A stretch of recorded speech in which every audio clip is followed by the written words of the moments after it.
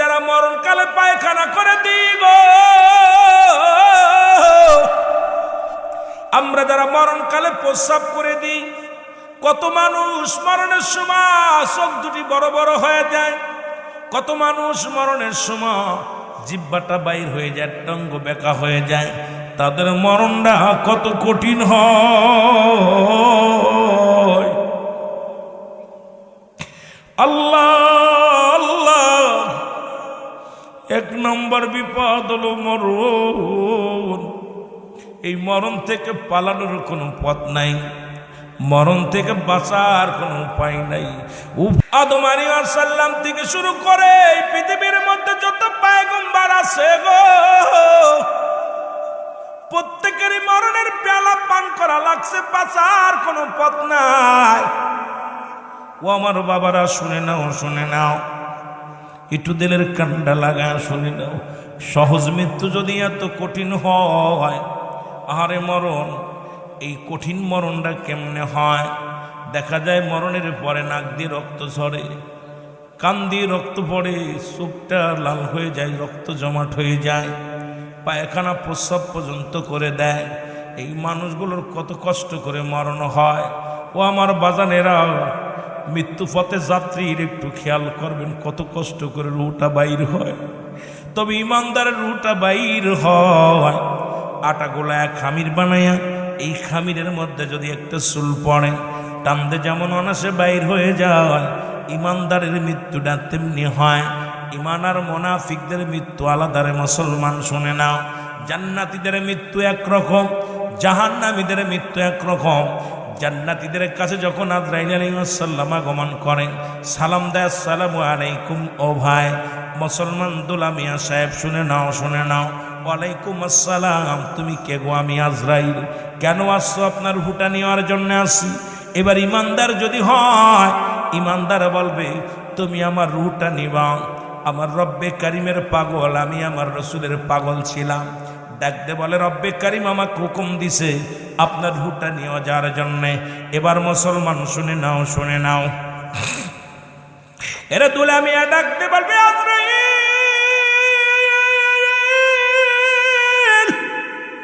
তুমি আমার নিতে আইছো গো। আজরাইল কোন জায়গা দিয়ে প্রবেশ করবা? আজরাইল বলবে, আপনি আপনার মুখ দিয়ে প্রবেশ করতে চাই। ডাকতে বলবেন, না না, আমার এই মুখ দিয়ে কোরআনুল কারীম পড়েছি, এই মুখটা দিয়ে আমি আল্লাহর কালাম পড়েছি, আমি দুরূদ শরীফ পড়েছি, এই মুখটা দিয়ে আমার আব্বা মারে ডাকছি, এই মুখটা দিয়ে আমি আমার রসুলের দুরূদ পড়ছি।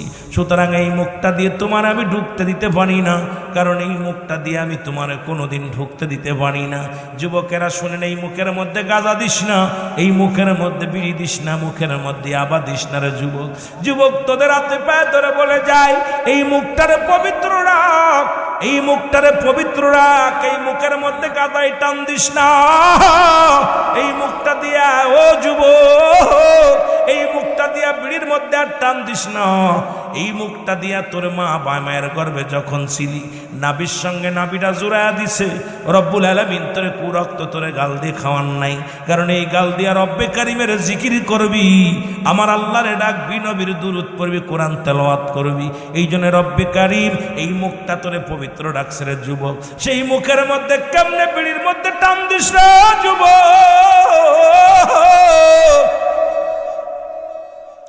এই মুখ দিয়া কেমনে মুখের মধ্যে গাঁজাগুলি দাও, এই মুখের মধ্যে কেমনি আবা দাও, এই মুখটা দিয়া কেমনে, ও যুবক, কেমনে তুমি মিথ্যা কথা বলো, এই মুখ দিয়ে ফাইসা কথা বলো, এই মুখ দিয়ে কাউকে গালি দাও। এই মুখটারে পবিত্র রাখলে বান্দা, আর এই মুখের থুতু মুবারক হবে কালি। কালি যেদিন কবরে যেদিন শোয়া দিবে, সেদিন ওই মুখের থুতু মুবারক কাজে লাগবে রে যুবক। আমি আপনাদেরকে বইলা যায়, আজরাইল বলবে, আমি তো মুখ দিয়া ঢুকবো, কয় ঢুকতে দিব না, কয় চলে যাবে চোখের কাছে। চোখ বলবে, আজরাইল দাঁড়াও, এই চোখ দিয়ে আমি তোমার ঢুকতে দিতে পারবো না, কারণ এই চোখ দিয়ে আমি দুনিয়ার কোনো বেগানা নারী দেখি নাই। এই চোখটা দিয়ে আমি দুনিয়ার মধ্যে, এই দুনিয়ার মধ্যে আমি আল্লাহর ঘর দেখে দেখে আমি মসজিদে হেঁটে যাইতাম। এই চোখ দিয়া দুনিয়ার কোনোদিন আমি সিনেমা দেখি নাই, এই চোখ দিয়ে কোনো নারী নাচানো দেখি নাই, এই চোখ দিয়ে কোনোদিন ফাইসা নারী দেখি নাই। আমার এই চোখ দিয়ে আমি খোদার কোরআন দেখে দেখে পড়েছি, আলেম ওলামারে দেখেছি, মার মুখের দিকে তাকাইছি, বাবার মুখের দিকে তাকাইছি মায়ার নজরে। কোনোদিন আমি অন্যায় কোনো দিকে এই দৃষ্টিশক্তি দিই না। সুতরাং আমার চোখ দিয়ে তোমার ঢুকতে দিতে পারি না। আজরাইল ফিরে যাও, চলে যাবে মুসলমান কানের কাছে। কান বলবে আজরাইল দাঁড়াও, আমার এই কান দিয়ে কোনোদিন অশ্লীল বেপনা গান শুনি নাই। এই কান দিয়ে কোরআন আলেম ওলামা যখন আলোচনা করতো, আলোচনা শুনতাম, কোরআন থেকে তেলাওয়াত তো শুনতাম, সত্যের কথাগুলো বলা হতো, আমি এই কান দিয়ে শুনেছি। জীবনে কোনোদিন গান বাজনা শুনি নাই, এই কান দিয়ে আমি কোনোদিন ফাইসা কথা শুনি নাই। সুতরাং আমার এই কান দিয়ে তোমার ঢুকতে দিতে পারি না। চলে যাবে মুসলমান হাতের কাছে, হাত বলবে আজরাইল দাঁড়াও। এই হাত দিয়ে আমি কোনোদিন গানের প্যান্ডেলে টাকা দিই নাই, এই হাত দিয়ে আমি কোনোদিন জোয়ার প্যান্ডেলে টাকা দিই নাই, আমার এই হাত দিয়ে কোনোদিন নটপটিদের টাকা দিই না, এই হাত দিয়ে কোনোদিন আমি ফাইসা কাজে কোনোদিন টাকা পয়সা উড়াই নাই। এই আমার এই হাত দিয়ে দান দিয়ান করেছি, মসজিদে দান করেছি, মাদ্রাসায় দান করেছি, আমার এই হাত দিয়ে গরিব অসহায় মানুষের সাহায্য করেছি, আমার এই হাত দিয়া দুনিয়ার মধ্যে ইসলামের কল্যাণের জন্য কাজের জন্য ব্যয় করেছি। সুতরাং আমার এই হাত দিয়ে ঢুকতে দিতে পারবো না। চলে যাবে মুসলমান মাথার কাছে, মাথা বলবে আজরাইল দাঁড়াও। আমার এই মাথা দিয়ে দুনিয়ায় অন্য কোনো মানুষকে সেজদা করি না, দুনিয়ার অন্য কারো সেজদা করি নাই, একমাত্র প্রভু, একমাত্র আমার আল্লাহ, সেই রব্বে কারিমের সেজদায় নত হয়ে রব্বে কারিমকে ডেকেছি। সুতরাং আমার মাথা দিয়ে তোমার ঢুকতে দিতে পারি না। আজরাইল চলে যাবে পায়ের কাছে, পা বলবে আজরাইল দাঁড়াও। আমার এই পা দিয়ে কোনোদিন আমি গান বাজনার দিকে যাই নাই, অন্যায় দিকে পাটা বাড়াই নাই। যখন আলোচনার ময়দান ওয়াজ নসিহত হতো, আমি গুটি গুটি পায়ে রওনা হয়ে যাইতাম ওই জান্নাতের বাগানে, মসজিদের দিকে চলে যেতাম। ভালো কাজের দিকে পাটা বাড়াইছি, কোনো অন্যায়ের দিকে চলি নাই। সুতরাং আমার এই পা দিয়ে তোমার ঢুকতে দিতে পারি না। আজরাইল দাঁড়িয়ে থাকবে, আমার আল্লাহ ডাকতে বলবে আজরাইল, ওরে আমার ইমানদারের রুটা আনতে গেছো, সময় শেষ হয়ে গেছে, চলে আসো, যাও তুমি জান্নাতের মধ্যে যাও, জান্নাতের বিবরণগুলো তারে দেখায়া দাও, জান্নাতের বিবরণগুলো, জান্নাতের নিয়ামতগুলো তারে দেখা দাও। জোরে জোরে চিল্লায় বলা যাবে না আল্লাহু আকবার। আমার মরণ শিবে কখন কেউ তো জানি না, আমার একটু মহব্বতে বলেন, আমার মরণ শিবে কখন কেউ তো জানি না, আমি চলে যাব, আমায় তোমরা বইলা যাইও না, আমি চলে যাব। আরো জোরে জোরে বলেন, আমি চলে যাব, আমায় তোমরা বইলা যাইও না, আমার মরণ শিবে কখন কেউ তো জানি না, আমার মরণ শিবে। একটু জোরে জোরে চিল্লায় বলেন, আমার মরণ শিবে কখন। টাকা পয়সা দালান কোটা যাহা করেছি, সব কিছু ফেলাইয়া আজি একাই চলেছি রে, আমি সব কিছু ফেলাইয়া আজি একাই চলেছি। আমি যাবার বেলায় ভেবে দেখি আমার কেহ নাই, আমি যাবার বেলায় ভেবে দেখি। আরো জোরে বলেন, যাবার বেলায় ভেবে দেখি আমার কেহ নাই, আমার মরণ আসিবে। ডানে বামে মাটি, আমার মাটির বিছানা, ডানে এ বাজারে জোরে জোরে বলো, ডানে বামে মাটি, আমার মাটির বিছানা, ডানে। এই পৃথিবী চিরদিনই থাকার জায়গা নয়, কুল্লু মান আলাইহা ফান, সব শেষ করে দিবে কে? এই পৃথিবী চিরদিনই থাকার জায়গা নয়, অন্ধকার কবর যে তোমার আসল ঠিকানা রে মানুষ, অন্ধকার কবর যে তোমার আরো জোরে বলেন, এই পৃথিবী চিরদিনই থাকার জায়গা নয়, অন্ধকার কবর যে তোমার আসল ঠিকানা। ডানে বামে মাটি আমার মাটির বিছানা, ডানে আয় হায় ডানে বামে মাটি। এ দুনিয়ার মুসলমান,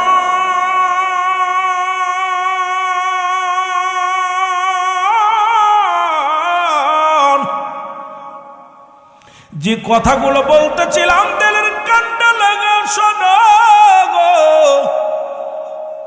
ও যুবক, ও ফিরোজপুরের যুবকরা রে, আজরাইল যখন আসবো ডাকতে বলবো, অমুক মিয়া কোথায় রে? দুলা মিয়া শোনো নাও, এই নাও। হাজী সাহেব জান্নাত দেখাইবে, বলবে আমি জান্নাতের পাগল নয়, আমি আমার রব্বি করিমের পাগল। বলে বান্দারে দেখো উপরে জান্নাতের গায়ে লাগ, উপরে থাকবে আল্লাহু আকবার, জোরে জোরে বলা যাবে না মারহাবা। মাঝ দুনিয়ার মধ্যে লেখা থাকবে লা ইলাহা ইল্লাল্লাহু মুহাম্মাদুর রাসূলুল্লাহ, জোরে জোরে চিল্লায় বলা যাবে না মারহাবা। বান্দা এই নামটা দেখে পাগল হয়ে যাবে রে। আজরাইল আলাইহিস সালাম ভিতরে ঢুকবে, আস্তে আস্তে করে রুটা বাইর করবে। বাইর হওয়ার পর, ও আমার যুবক বন্ধুরা শুনে নাও, এই দুনিয়ার মধ্যে বডিখানা যখন পড়ে থাকবে, আপনার আমার দেহখানা পড়ে থাকবে, ইমানদারের অনুমতি ছাড়া ঢুকতে পারবে না, বেঈমানদের কোনো অনুমতি লাগবে না, জাহান্নামীদের কোনো অনুমতি লাগবে না। জাহান্নামের বডি বাই রুহটা নেওয়ার জন্য আজরাইল জমিনের মধ্যে আগমন করবে না। আসমান থেকে এমন একটা হোটাইল, এত বড় দানব রে মুসলমান, এই পৃথিবীর সমস্ত পানি যদি তার মাথায় ঢেলে দেয়া হয়, একটু পানি জমিনের মধ্যে গড়ায় পড়বে না। এই দানব প্রকৃতির আজরাইল যখন আপনার আমার সামনে আইব, ও যুবক ভয়ে দেখবেন মানুষ আত্মহারা হয়ে যাবে। ও যুবক, এই জন্য আজরাইল এমন ভাবে আপনাকে থাবা দিবে, এমন ভাবে আপনার রুটাকে ধরবে, দরিয়ার টান্দে ছিঁড়ে নিয়ে চলে যাবে, কোনো ওজোর মানবে না, কোনো কৈফিয়ত চলবে না। ও যুবক বাবারা আমার, এই দুনিয়ার কোনো কথাইতে শুনবে না, পড়ে থাকবে দুনিয়ার মায়ের আমার বাবারা আমার।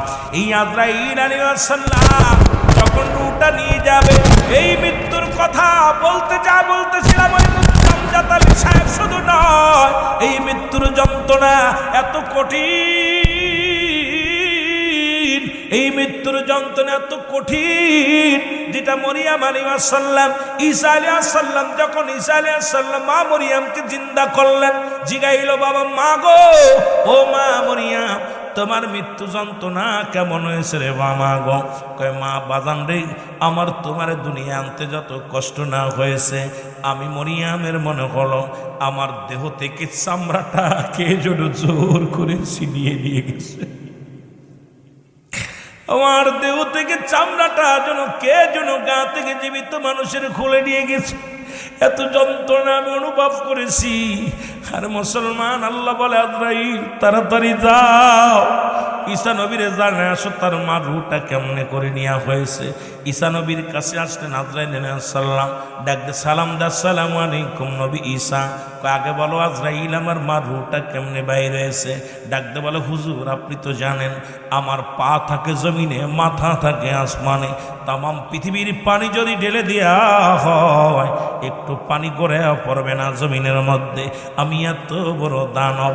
এ আমার আল্লাহর নবী শুনে নেন, আপনার মায়ের রুহটা বাইর করেছি, সামান্য শুধু হাত মুবারক রেখেছিলাম মাথার উপরে, মায়ের বুকে দুধ খাইতে খাইতে যেমনি ঘুমায় যায়, আপনার মায়ের রুহটা আমি তেমনি বাইর করেছি। ঈসা নবীর মা চিৎকার মেরে ডাকতে বলে মরিয়ম আলাইহিস সালাম, বাবা ঈসা রে, এই মৃত্যু যদি এত কঠিন হয় রে,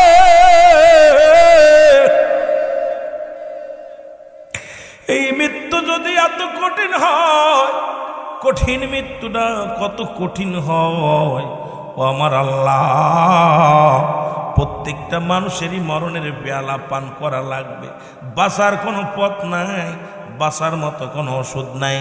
আজ পর্যন্ত যত নবী রাসূল গাউস কুতুব আছে, ফিরআউন নমরুদ কারণ যারা খোদাই দাবি করেছে, সবাই আল্লাহ দুনিয়া থেকে নিয়ে গেছেন। আমাকেও কোন দিন যেন ডাক এসে যাবে, এই দুনিয়ার মায়া ছেড়ে আমাকেও চলে যেতে হবে। একমাত্র স্রষ্টার মৃত্যু নাই, সৃষ্টির মৃত্যু আছে। যেহেতু সৃষ্টিকুলে আমরা দুনিয়ার মধ্যে আগমন করেছি, এই মরণের পেয়ালা পান করতেই হবে, এর মধ্যে কোনো সন্দেহ নাই। ধরে বলেন ঠিক কিনা? আমার মরণ আসিবে কখন কেউ তো জানি না। আমার আরো জোরে জোরে চিল্লায় বলেন, আমার মরণ আসিবে কখন কেউ। এই আমি চলে যাব, আমায় তোমরা বইলা যাইও না। আমি চলে যাব, আরো জোরে বলেন, আমি চলে যাব, আমায় তোমরা না। আমার মরণ আসিবে কখন কেউ তো জানি না। আমার মরণ টাকা পয়সা দালান কোটা যাহা করেছি, সব কিছু ফেলাইয়া আজি একাই চলেছি রে। আমি সব কিছু ফেলাইয়া আজি একাই চলেছি। আমি যাবার কালে ভেবে দেখি আমার কেহ নাই। আমি যাবার কালে ভেবে দেখি আমার মরণ আসিবে কখন কেউ তো জানি না। ডানে বামে মাটি, আমার মাটির বিছানা। ডানে বামে মাটি। এরে মুসলমান, কার জন্য তুমি সুদ খাও? কার জন্য তুমি ঘুষ খাও? ও যুবক, কার জন্য তুমি অন্যায় করো? কার জন্য ব্যভিচার করো? এই দুনিয়ার কেউ তোমার নয়, তোমার নয়। ওই যে বললাম, কুল্লু মান আলাইহা ফান। আল্লাহ কয় বান্দারে, এই জমিনটা আমি সব শেষ করে দিব। এই জমিনের মধ্যে যা কিছু আছে আমি আল্লাহ চূর্ণ বিচ্ছিন্ন করে দিব। এই জমিনের মাটিগুলো পুরো আমি তামা বানায়া দিব।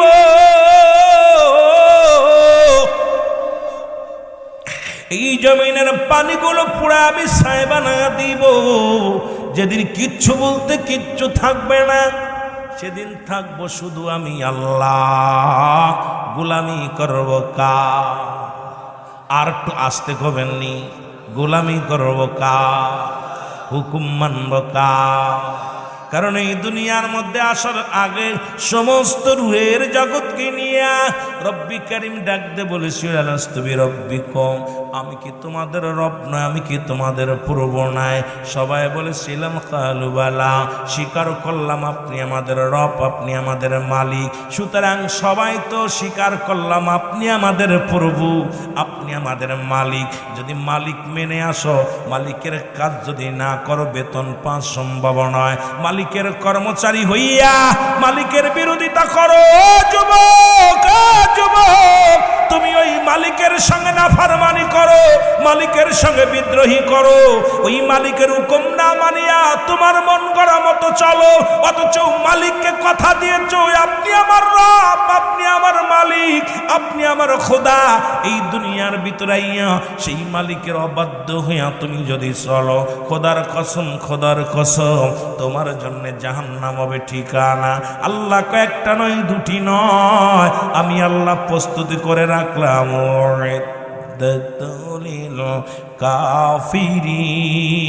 কাফিরিন। আমি আল্লাহ কাফের বেঈমান মুনাফিকদের জন্য প্রস্তুতি করে রাখলাম 7-7টা জাহান্নাম। কিডা কিডা যাবেন একটু হাত দুখাই না তুলায় দেখা। কোন বুকাদের কাছে ওয়াজ করতে আসলাম? বুঝিনি কোন জগতে আসলে আহারে ওয়াজ শুনতেছে কয় সুর শুনতেছি খালি বয়া বয়া। আমি কলাম কিডা কিডা জাহান্নামে যাবেন প্রস্তুতি করে রাখছে কাফের বেঈমান মুনাফিকদের জন্য, নাফরমানদের সঙ্গে নাফরমানীদের জন্য আল্লাহ 7টা জাহান্নাম প্রস্তুতি করে রাখছে। তো বললাম কিডা কিডা যাবেন, সাত উঠেছে আমরা যাব। তাহলে ওয়াজ কারে শোনাইতেছি? এই জন্য আমি মাঝে মাঝে একটা গজল গাই খুব, ও রাসূল দেখা যান, ও নবী দেখা যান গো, তামাম পৃথিবী বইরা গেছে, সারা পৃথিবী বইরা গেছে, ইবলিস শয়তান নবী দেখা যান, ও নবী দেখা যান গো, নবী দেখা যান, ও নবী দেখা যান। আরো জোরে জোরে বলেন, ও নবী দেখা। এই সারা বাংলা বইরা গেছে, তামাম বাংলা বইরা গেছে, নবীজি ইবলিস শয়তান নবী দেখা যান, ও নবী দেখা যান। মসজিদেতে আজান দিলে লোক যায় না জামাতে, টিভি আর বিসিআর লইয়া আসে তামাশাতে। মসজিদেতে আজান দিলে মুসলমান যায় না যে জামাতে, মোবাইল ফোন আর টিভি লইয়া আসে তামাশাতে।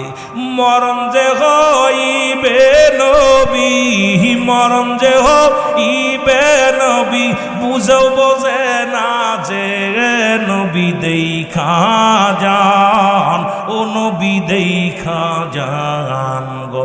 তামাম পৃথিবী বইরা গেছে, সারা পৃথিবী বইরা গেছে, নবীর ইবলিস শয়তান নবী দেখা যান, ও নবী দেখা।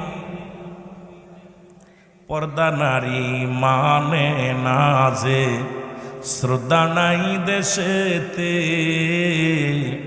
অশিক্ষিত আর মূর্খ জাতি দেয় নেতৃত্ব সমাজে।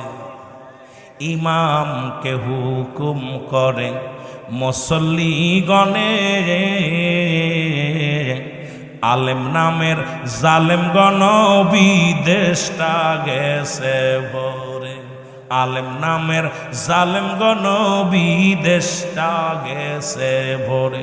মসজিদ তুইয়া মন্দিরে দৌড়ায়, মসজিদ তুইয়া মন্দিরে দৌড়ায়, ক্ষমতারি লোভে নবী দেখা যান, ও নবী দেখা যান গো, নবী দেখা। যারা বলেন, ও নবী দেখা যান গো। সারা পৃথিবী বইরা গেছে নবী, তামাম পৃথিবী বইরা গেছে, নবীর ইবলিস শয়তান, হাই ইবলিস শয়তান নবী দেখা যান। আহা, রাসূল বলছে, তিরমিজি শরীফের হাদিস 3952 নম্বর। রসুল বলছে, আমার উম্মাতের মধ্যে একদল, ওরা কি করবে, নিজেরা মূর্তি পূজা করবে, অন্যকে উৎসাহিত করবে। এই জন্য এখন মসজিদ থেকে খালি মন্দিরে দৌড়াইতেছে, সিয়ারের দরকার। জোরে বলেন ঠিক কিনা? ও নবী দেখা যান গো, নবী দেখা যান, ও নবী দেখা। পিতা পুত্রের নাই যে প্রেম, প্রেম শুধু নারীতে, এ জীবন করল নষ্ট নবী মাদক সেবনেতে, এ জীবন করল নষ্ট যুবক মাদক সেবনে। ওরে এই জামানায় থাকতে চাই না নবী, এই বাংলায় আর থাকতে চাই না নবী, যাইতে চাই আপনার দেশে, নবী দেখা যান, ও নবী দেখা যান গো। সারা পৃথিবী বইরা গেছে, তামাম পৃথিবী বই পইরা গেছে ইবলিস ও শয়তান, হায় হায় ইবলিস ও শয়তান, নবী দেখা যান, ও নবী দেখা যান।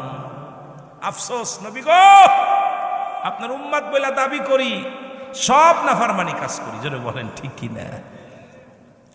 এ দুনিয়ার মুসলমান দিলের কান্ডা লাগা শোনো, বাজানেরা শুনে নাও।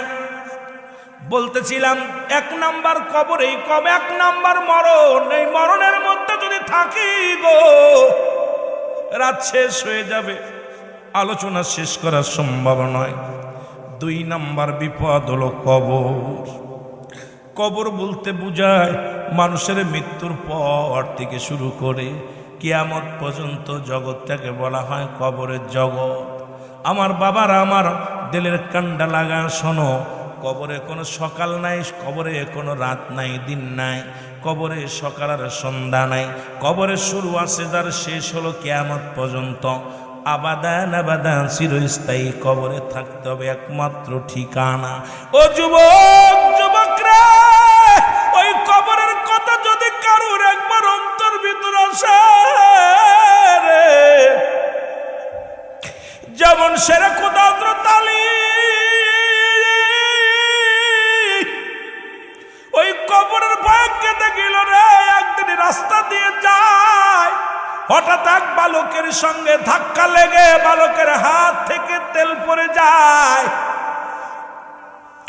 বালক ডাক দে বলে, নেতা তুমি আমার তেল ফেলে দিছো, তেলটা দাও। এই বালক, তেল পড়ে গেছে, তুই আমার চিনোস? আপনি কে? মক্কা মদিনার মানুষ জানে আমি শেরে খোদা হযরত আলী, আমার নাম শুনলে সবাই দূরে পালায়, শয়তান সে রাস্তাতে যায় না। তুই আমার সঙ্গে তর্ক করিস? তুমি শেরে খোদা হও আর যে খোদা হও, এটা দেওয়ার সময় নাই। আমার তেল ফেলে দিছো, তেল দিতে হবে, এটা আমার মার আমানত। সুবহানাল্লাহ বলেন না? আরো জোরে কইতে নিরে, আমার তেলের বোতলটা ফেলে দিচ্ছেন, তেল দেন, আমার আম্মা রান্না করবে, তেল দিতে হইব। আলী গে বেড়ে, তোমার চিনস? তুমি কে? তোমার চিনার সময় আছে আমার? আমার মার আমানত। সুবহানাল্লাহ কইতে নি? কার আমানত?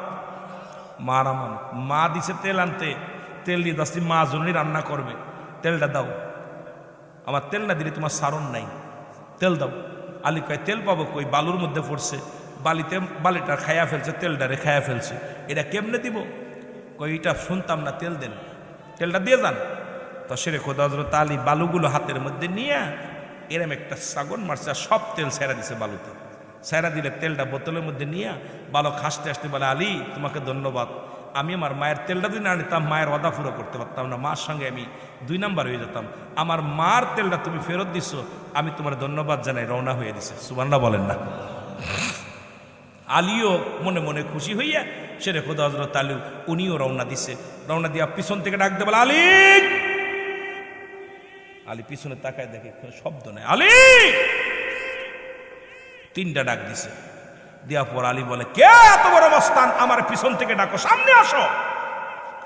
মাটি বলতেছে, আলী তুমি আমার চিনবা না, আমি শেরে খোদা হযরত আলী, আমি মাটি, শোনো আমি তোমাকে ডাকছি। মাটি বলতেছে, আমি আলী। আলী শোনো, আমি মাটি। আলী বলে, কি হয়েছে বলো? কালী তোমার গায়ে শক্তি ছিল, আজকে বল দিয়ে আমারে চাবা মারছো, আমার হাড্ডি ভেঙে গেছে, সব তেল ছেড়ে দিছে। তুমিও মনে রাখো, বেশি দিন দেরি নয়, আমার ভিতরে আসবা, আমি তখন এমন একটা চাপ দিব, সেদিন তোমার হাড্ডিগুলো ভেঙে যাবে। আল্লাহু আকবার। শেরে খোদা হযরত আলী এমন বেগে একটা চিৎকার মারছে, একটা চিৎকার মাইরা দৌড় দিছে বাড়ি। দৌড়াই যে 1টা বছর খালি কান্দে আলী মাফের জন্য। আল্লাহ, ওই কবরে যেদিন শুইব মাটি তোমার চাপ দিব।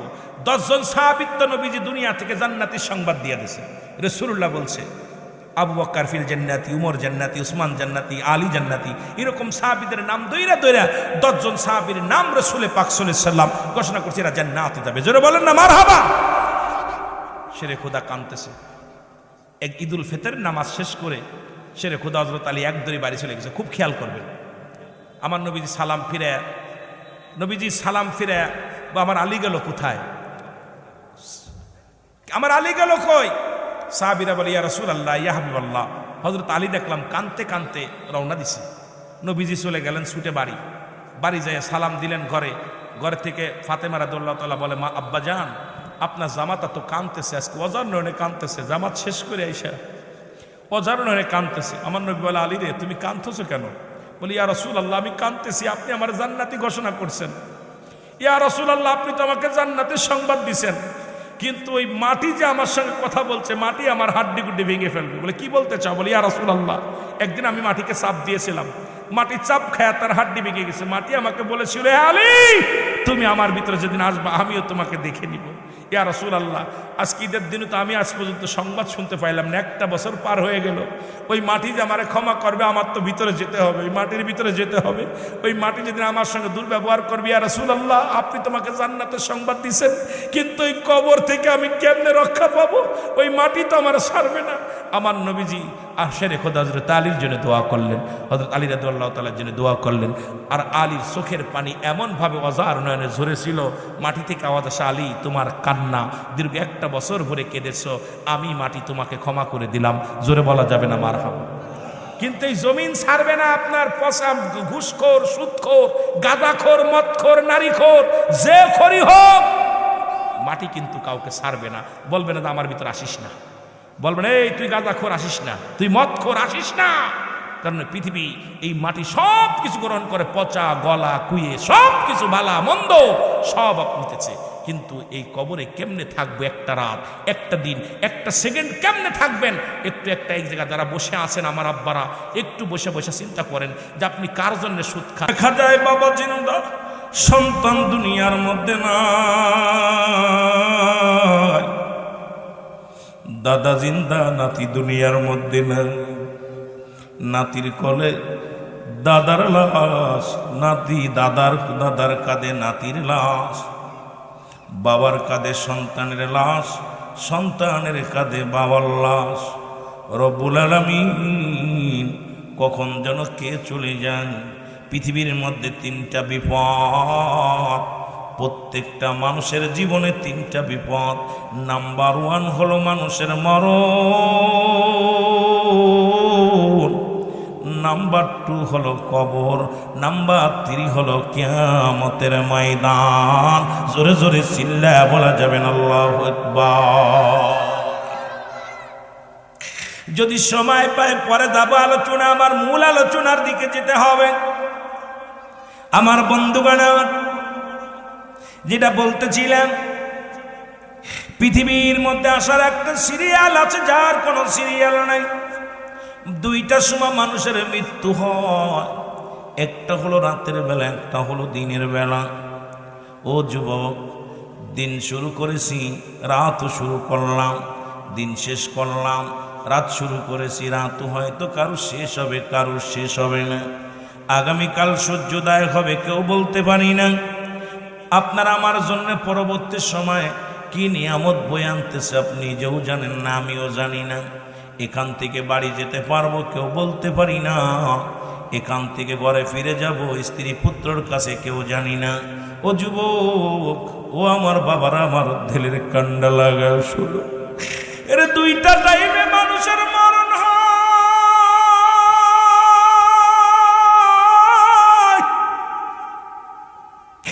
একটা হলো রাতের বেলা, একটা হলো দিনের বেলা। ও যুবক, দিন শুরু করলাম, মৃত্যুবরণ করি নাই রে। এর মুসলমান শুনে না, আর দিনের মধ্যে রব্বুল আলামিন নামাজ দেয়া দিনটারে শুরু করে দিছে। জোরে বলেন মারহাবা। পাশেই আল্লাহর ঘর, মসজিদ, মাদ্রাসা।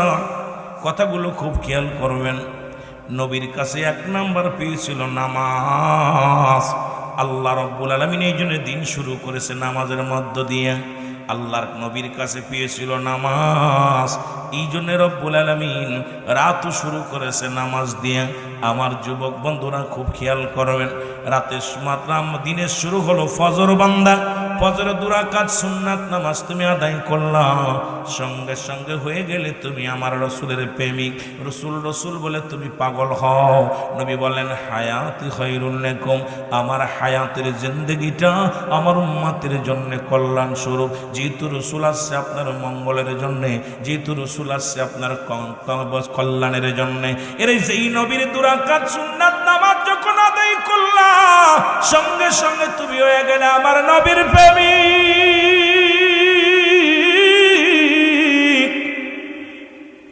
ও যুবক, এইবার 2 রাকাত ফরজ নামাজ তুমি আদায় করলা, সঙ্গে সঙ্গে তুমি হয়ে গেলে আমার আল্লাহর গোলাম। এখন যদি দিনের মধ্যে তুমি মরণ হয়, তোমার মরণটা হবে আমার নবীর প্রেমিক আল্লাহর গোলাম।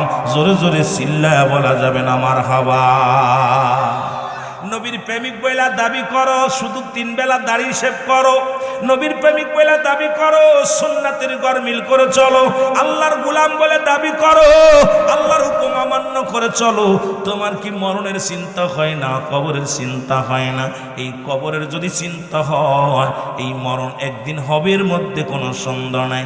আমার বাজানেরা খুব খেয়াল করবেন, এত দমক, এত অহংকার, এত মস্তানি কই থেকে আসে? জীবনের প্রথম কাপড় পরিধান করেছেন অন্যের সাহায্যে, আবার জীবনের শেষ কাপড় পরিধান করবেন অন্যের সাহায্যে। এ মুসলমান, এই চিন্তা যার মধ্যে আছে, এই মানুষটা তো জীবনে অহংকার করতে পারে না। এই মানুষটা তো বিনয় হওয়া লাগবে, কারণ জীবনের শেষ ঠিকানা, জীবনের শেষ ঠিকানা হলো আপনার আমার অন্ধকার কবর। জোরে জোরে চিল্লায় বলা যাবেন আল্লাহু আকবার। রব্বুল আলামিন নামাজের প্রতি গুরুত্বের কথা কেন দিছে? আমার নবীজি আমার আল্লাহর গোলাম হইয়া একটু বুঝতে হবে। ও যুবক,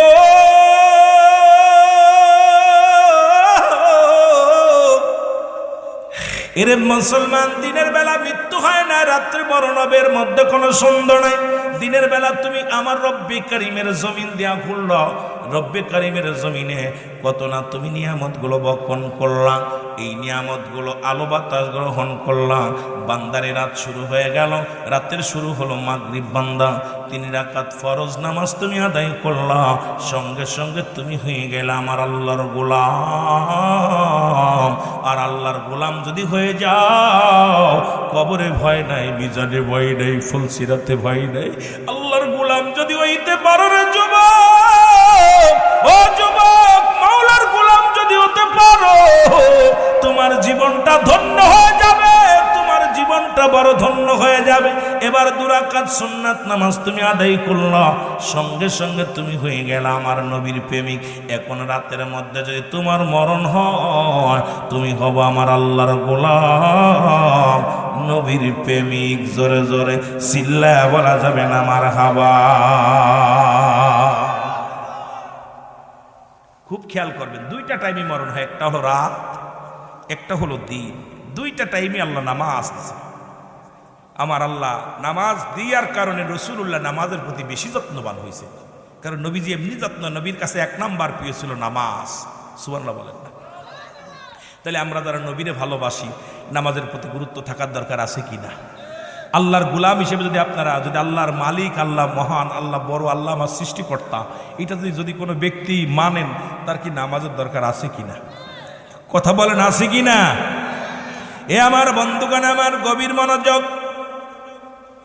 এই পৃথিবীর মধ্যে 2টা টাইমের কথা বললাম, নামাজের কথা। নবীজি বললেন, যদি কোনো ব্যক্তি 5 ওয়াক্ত নামাজ, 5 ওয়াক্ত সালাত সময় মতো, ওক্ত মতো আদায় করতে পারে, আমি নবী তার হাত ধরে জান্নাতে নিয়ে যাব। এখন আমি আপনাদের কাছে জানতে চাই, এই মহল্লাবাসীর কাছে জানতে চাই, ও আমার বাজানেরা শুনে নাও, এই ফিরোজপুরের জমিনের মধ্যে কে কে আসো আমার রাসূলুল্লাহর সঙ্গে জান্নাতে যেতে চাও? একটু হাত 2টা মাওলারে দেখায়া দাও। মারহাবা বলো। নবীর সাথে জান্নাতে যেতে চান তো? 2-3 জন উঠাই নাই, ওরা ফিরাউনের লগে যাক। 2-3 জন যারা হাত উঠাই নাই, তারা ফিরাউন, নমরুদ, কারুনের লগে যাক। না হলে বেশি ভালো লাগলে আবু জেহেলের লগে যাক। কি কন? কষ্ট হচ্ছে? রাসূলুল্লাহ নিজে বলেন, আমার সাথে আমি নবী হাত ধরে জান্নাতে নিব। ওয়াদা কার? এই জোরে বলেন কার? ওয়াজ কিন্তু বাবা অনেক লম্বা, তাড়াতাড়ি কথা বলতে হবে। যত ভালোবাসা দিবেন ততই আলোচনায় মজা পাবেন। এ মুসলমান, গভীর মনোযোগ। রাসূলুল্লাহ বললেন, রাসূলের এক সাহাবী নাম হলো আব্দুল্লাহ। জিনিস পাশে ছিল আনসারি লেখা। মক্কা থেকে মদিনায় নবী যখন হিজরত করেন, নবীজিকে যারা সাহায্য করেছিলেন এই সাহায্যকারীদেরকে বলা হয় আনসার। এই রাসূল পাক সাল্লাল্লাহু আলাইহি ওয়াসাল্লাম মক্কা থেকে মদিনায় যে যখন মসজিদ বানাইলেন, এই মসজিদের যত্ন নেওয়ার জন্যে সাহাবীরা পাগল পারাপার ছিলেন, নামাজের যত্নবান হওয়ার জন্যে সাহাবীরা পাগল পারাপার ছিলেন। রাসূলুল্লাহ নামাজের গুরুত্ব দিয়েছেন। নবীজি ওয়াজ করতেছে এইভাবে আমি যেমন ওয়াজ করি, এইভাবে রাসূলুল্লাহ সাহাবীদেরকে নিয়ে দাঁড়ায় দাঁড়ায় বলতেছে, সাহাবীরা রে, আমি নবী তোমাদেরকে ওয়াদা দিলাম, কথা দিলাম, আমি নবী তোমাদেরকে হাত ধরে জান্নাতে নিব। নবীজি সাহাবীরা বলে, হুজুর সেই কাজটা কি? আমার নবী বলেন, শুনে নাও, সেই কাজটা হলো কোনো ব্যক্তি যদি 5 ওয়াক্ত সালাত, 5 ওয়াক্ত নামাজ সময় মতো ওক্ত মতো আদায় করতে পারে, আমি নবী কথা দিলাম তারে হাত ধরে জান্নাতে নিয়ে যাব।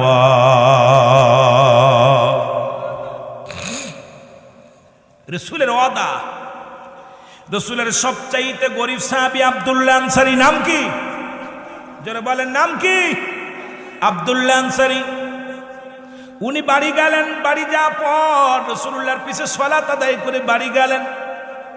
বিবি ডাকতে বলে, স্বামী এত রাত হয়ে গেল, আপনি ফিরতে কেন দেরি হলো? বলে, বিবি রে, আমার নবী আজকে চমৎকার একটা ওয়াজ করছে। রাসূলুল্লাহ ওয়াজ করছে, তুমি শুনবানি? কয়, স্বামী রে, আমার নবী কি ওয়াজ করছে বলেন? আজকে যারা স্বামীরা আছেন বাড়ি যায়, আপনাদের বিবিগুলো যদি জিগায় রুহুল আমিন সাহেব কি ওয়াজ করছে, ইয়াসিন আহমেদ কি ওয়াজ করছে, অমুক বক্তা তমক বক্তা কি ওয়াজ করছে, কিন্তু আমাদের বউগুলো জিগায় না। আমাদের বউগুলো জিগায় বাজারে কি কোনো মহাল পিলি কি কোনো মেলায় ছিল, একটা বাদামুখ হাতে করে আনতে পারো নাই, ঠিকই না? জিগায় না, আমাদের বিবিরা জিগায় না। এরে আব্দুল্লাহ আনসারীর বিবি ডাকতে বলে, স্বামী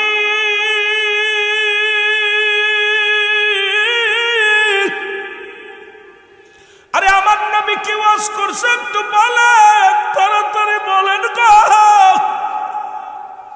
আরে সঙ্গে সঙ্গে আব্দুল্লাহ আনসারী ডাকতে বলে, বিবি রে, আমার নবী ওয়াজ করছে কোন ব্যক্তি যদি 5 ওয়াক্ত সালাত, 5 ওয়াক্ত নামাজ সময় মতো ওক্ত মতো আদায় করতে পারে, আমার নবী তার হাত ধরে জান্নাতে নিয়ে যাবে। জোরে জোরে চিল্লায় বলা যাবে না মারহাবা। আনসারী বিবি ডাকতে বলে, স্বামী আপনার কাছে অনুনয় বিনয় করে একটা দাবি করব, আপনি আমাকে একটা সুযোগ করে দিবেন। যেহেতু আমি আপনার বিবি, আপনি আমার স্বামী, আপনাকে আমি খেদমত করি, আপনার হুকুম মেনে চলি, আপনি আমাকে একটু সুযোগ করে দিবেন, আমিও যেন 5 ওয়াক্ত সালাত সময় মতো ওক্ত মতো আদায় করতে পারি। স্বামী বলেন, বিবিরে আমি ওয়াদা করলাম, এই সুযোগটা আমিও তোমারে করে দিব। জোরে বলেন মারহাবা। রাসূলুল্লাহর পিছে নামাজ প্রতিদিন আদায় করে আব্দুল্লাহ আনসারী। নামাজ শেষ করে বাড়িতে এক দড়ি বাড়ি চলে আসে। রাসূলুল্লাহ বললেন, সাহাবীরা রে, আমার আনসারীর খবর কি? দেখি সালাম ফিরা, আসসালামু আলাইকুম রাহমাতুল্লাহ, আসসালামু আলাইকুম ওয়া রাহমাতুল্লাহ। সালাম ফিরা দেখি আব্দুল্লাহ আনসারী দৌড়ায়া চলে যায়। কারণটা কি? আমার আনসারীর খবর নেও। বলে, হুজুর হয়তো দুনিয়ার কোনো ঝামেলার মধ্যে আছে। বলে, না না, আমি নবী নিজেই খবর নিব। রাসূলুল্লাহ চলে গেলেন আনসারীর বাড়িতে। সালাম দা, আসসালামু আলাইকুম ইয়া আহলাল বাইত, আসসালামু আলাইকুম। 3 বার সালাম দিলেন নবীজি। 3 বার একবারও সালামের জবাব পাইলেন না। রাসূলুল্লাহ মনে বড় কষ্ট পাইয়া ফিরে চলে আসলেন। ও আমার বাবারা, আমার বন্ধুরা আমার, এখন তো পর্দার বিধান মানি না। পর্দার বিধান যদি মানি, কোনো ঘরে যায় সালাম দিলে অনুমতি যদি না পাও, সালামের জবাব না পাইলে ঘরে ঢোকার এখতিয়ার নাই। আজকে একটা বাড়ি অনুমতি নাই, পর্দা নাই। মুসলমানদের বাড়িগুলো হয়েছে নাস্তিকদের বাড়ির মতো। জোরে বলেন ঠিক কি না? এরে আল্লাহর নবী রওনা হয়ে গেলেন। পিছন থেকে আনসারী বলে, আসসালামু আলাইকুম, আসসালাম ইয়া রাসূলুল্লাহ, ওয়ালাইকুম আসসালাম ইয়া হাবিবাল্লাহ, ওয়ালাইকুম আসসালাম ইয়া রাহমাতাল লিল আলামিন। নবী বলেন, আনসারী তুমি 3 বার সালামের জবাব দিলা, তার মানে আর বুঝতে বাকি নাই, তুমি সালাম শুনেছিলে, তুমি ঘরের মধ্যে ছিলে, তুমি সালামের জবাব দাও নাই। বলে ইয়া রাসূলুল্লাহ, ইয়া হাবিবাল্লাহ, আমি কেন সালামের জবাব দিই না, আপনাকে আমি বুঝাইব কেমন করে? যদি একটু আমার ঘরে যাইতেন আমি বুঝাইতে পারতাম। নবী বলে চলো। এবার গেলেন, যা যখন আব্দুল্লাহ আনসারী ঘরের দরজাটা খুলে দিলেন, দেখে তাকায়া গর্তে বিশাল একটা গর্ত খোঁড়া, গড়ের মধ্যে বিশাল একটা গর্ত খোঁড়া। আমার নবী বলে আনসারী রে, গড়ের মধ্যে এত বড় গর্ত খোঁড়া কেন? বলে ইয়া রাসূলুল্লাহ, ইয়া হাবিবাল্লাহ, নবী গো, যখন আপনি আমার সালাম দিয়েছিলেন তখন ওই গর্তের মধ্যে আমি আনসারী উলঙ্গ অবস্থায় ছিলাম নবী গো, এই কারণে আপনার সালামের জবাব দিতে পারি নাই। নবী কয় কি বলতে চাও? বলি ইয়া রাসূলুল্লাহ, ইয়া হাবিবাল্লাহ, আমাদের স্বামী স্ত্রী মিলে মাত্র একখানা কাপড়, যখন আমি কাপড় পরে মসজিদে চলে যাই আমার বিবি উলঙ্গ হয়ে গর্তের মধ্যে বয়া থাকে, আবার যখন নামাজ শেষ করে বাড়ি ফিরি আমি এই গর্তের মধ্যে ঢুকি কাপড়খানা খুলে দিই, আমার বিবি এইটা পরে নামাজে দাঁড়ায়া যায়। আপনি যখন আমার সালাম দিয়েছিলেন তখন আমি উলঙ্গ অবস্থায় গর্তের মধ্যে ছিলাম, আর আমার বিবি নামাজগত ছিল, এই কারণে আপনার উত্তর দিতে পারি নাই। আমার নবী চোখের পানি ছেড়ে বলে আনসারী রে, তুমি কি শুনাইলা রে? ওই আব্দুল্লাহ আনসারী, আয় আয় রে, আমি নবী কথা দিলাম রে, তোদের স্বামী স্ত্রী দুজনকে নিয়ে আমি নবী জান্নাতে প্রবেশ করব। জোরে জোরে চিল্লায় বলা যাবে না মারহাবা। মদিনা যাইতে পারলাম না, মদিনা সার ব্যবস্থা নাই, মদিনা যাইতে পারলাম না, মদিনা দেখতে পারলাম না, বল মদিনা যাইতে পারলাম না, মদিনা। আমি অসহায় তাই এত দূরে রই, ভালো অসহায় তাই এত দূরে রই, দূর থেকে সালাম জানাই, বলো দূর থেকে সালাম জানাই, মদিনা যাইতে পারলাম না, মদিনা। আরো জোরে বলেন মদিনা যাইতে না, মদিনা। মদিনার নাম কত মধু,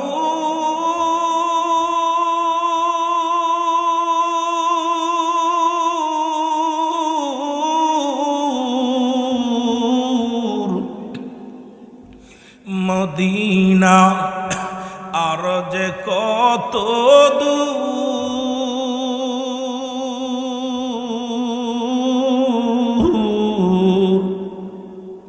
ওই মদিনার পথের দুলি, ওই মদিনার পথের দুলি মাখতে পারলাম না, মদিনা যাইতে পারলাম না, মদিনা।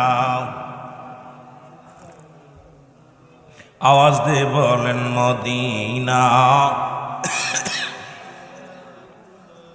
মদিনা দেখতে পারলাম না, বল মদিনা যাইতে পারলাম না,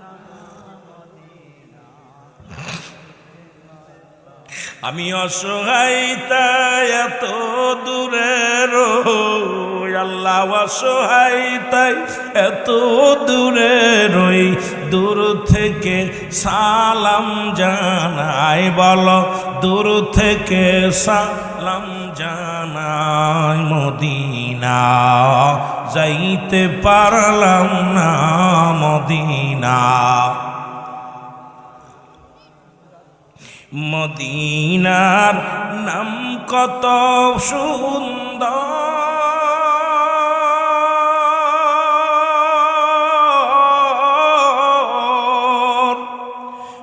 মদিনা কেড়েছে অন্ত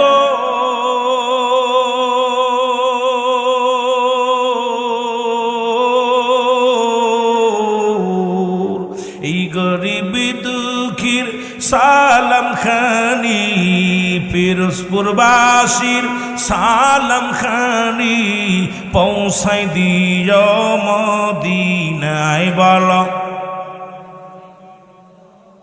আরো জোরে বলেন পৌঁছাই দিও মদিনায় মদিনা যাইতে পারলাম না মদিনা দেখতে পারলাম না মদিনা যাইতে পার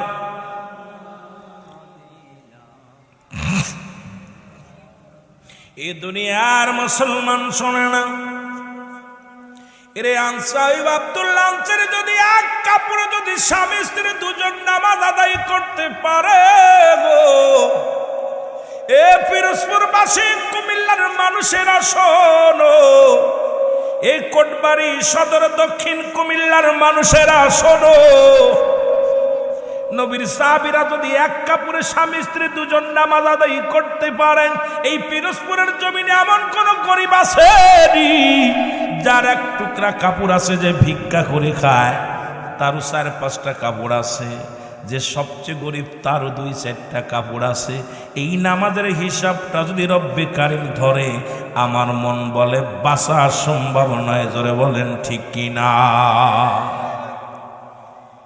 রাসূলের সাহাবীরা এক কাপড়ে স্বামী স্ত্রী দুজন নামাজ পড়ছে একটা কাপড় স্ত্রী পড়ছে স্বামী উলঙ্গ স্বামী পড়ছে স্ত্রী উলঙ্গ তবু নামাজ ছাড়ে নাই কারণ নামাজ কার হুকুম জোরে বলেন কার আল্লাহর হুকুম আল্লাহ নামাজ পড়লে বেশি পছন্দ করে নামাজটা আদায় করলে রব্বে কারিম খুশি এই যে নবীর কাছেও 1 নাম্বার প্রিয় ছিল নামাজ মারহাবা বলেন না রাসূলের কাছে 2 নাম্বার প্রিয় ছিল তার উম্মতগণ 3 নাম্বার প্রিয় ছিল তার বিবিগণ 4 নাম্বার প্রিয় ছিল পৃথিবীর মধ্যে সুগন্ধি জিনিস সব বিপরীত আমাদের সব বিপরীত কেমনে সব এ আমার ভাইরা আমার বন্ধুরা আমার সুতরাং নবীর উম্মত বলে যদি দাবি করতে হয়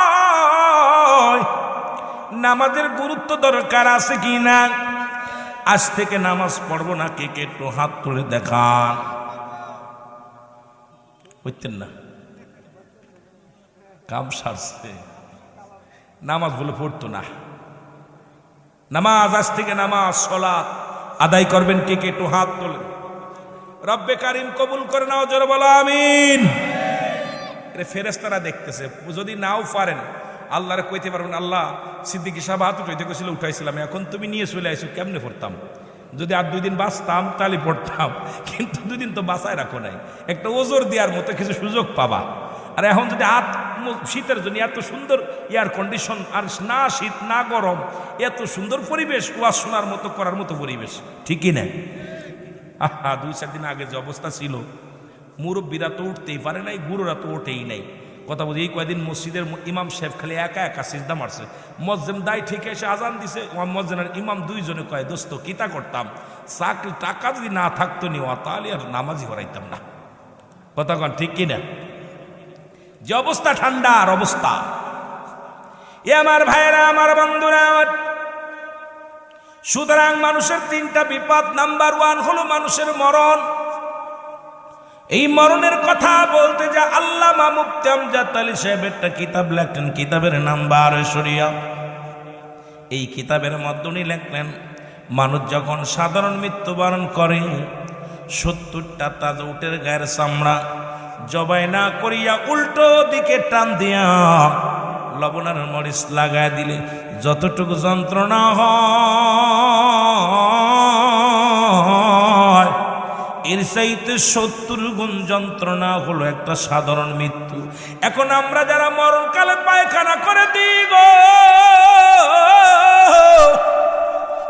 আমরা যারা মরণকালে প্রস্রাব করে দিই কত মানুষ মরণের সময় চোখ দুটি বড় বড় হয়ে যায় কত মানুষ মরণের সময় জিহ্বাটা বাইর হয়ে যায় টঙ্গ বেঁকা হয়ে যায় তাদের মরণটা কত কঠিন হয়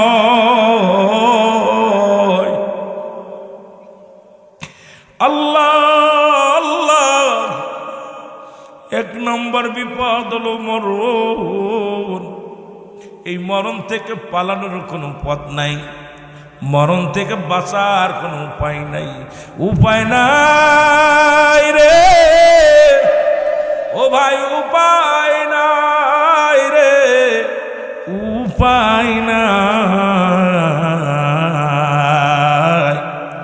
মরণ থেকে পালাবার সুযোগ নাই। এ আমার ভাইরা, আমার বন্ধুরা, আমার আদম আলাইহিস সালাম থেকে শুরু করে এই পৃথিবীর মধ্যে যত পয়গম্বর আছে গো,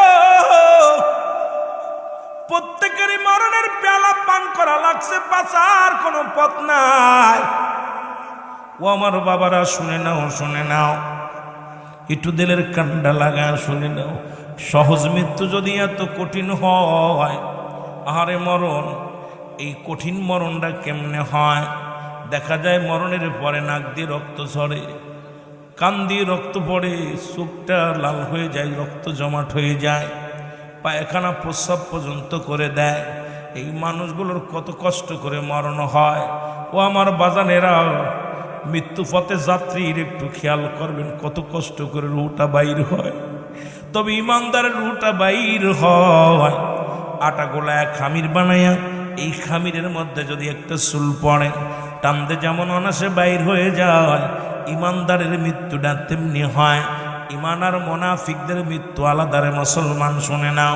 জান্নাতীদের মৃত্যু একরকম, জাহান্নামীদের মৃত্যু একরকম। জান্নাতীদের কাছে যখন আজরাইল আলাইহিস সালাম আগমন করেন, সালাম দেয়, আসসালামু আলাইকুম। ও ভাই মুসলমান দুলা মিয়া সাহেব, শুনে নাও, শুনে নাও। ওয়ালাইকুম আসসালাম। তুমি কে গো? আমি আজরাইল। কেন আসছো? আপনার হুটা নেওয়ার জন্য আসি। এবার ইমানদার যদি হয়, ইমানদার বলবে, তুমি আমার রুহটা নিবা। আমার রব্বে কারিমের পাগল, আমি আমার রসুলের পাগল ছিলাম। ডাকতে বলে, রব্বে কারিম আমাকে হুকুম দিছে আপনার রুহটা নিয়ে যাওয়ার জন্যে। এবার মুসলমান, শুনে নাও, শুনে নাও। কলব তোমার জিন্দা রবে, মরণ হবে না। বল, কলব তোমার জিন্দা রবে। এর সময় থাকতে দমে দমে, সময় থাকতে দমে দমে মৌলার ডাকো না।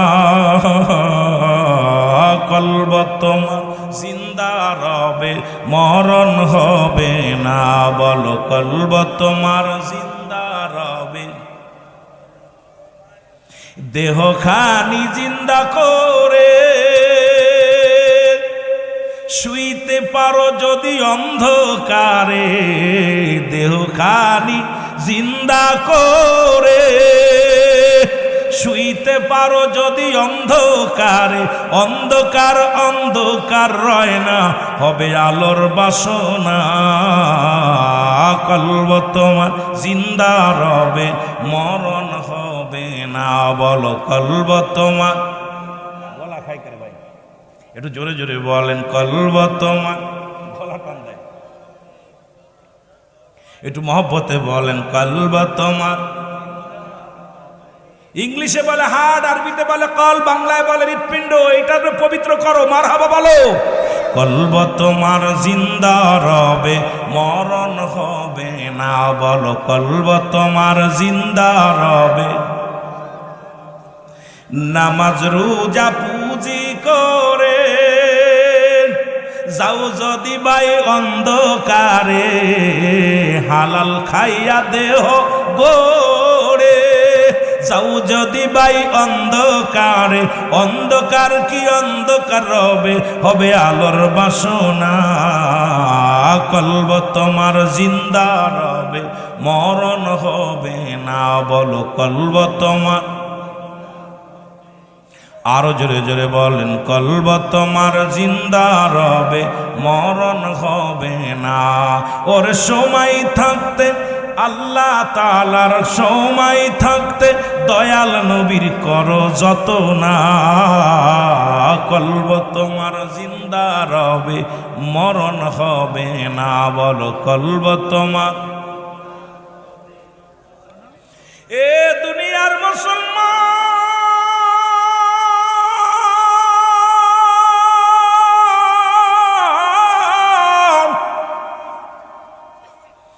যে কথাগুলো বলি দিলের কান্ডা লাগা শোনো।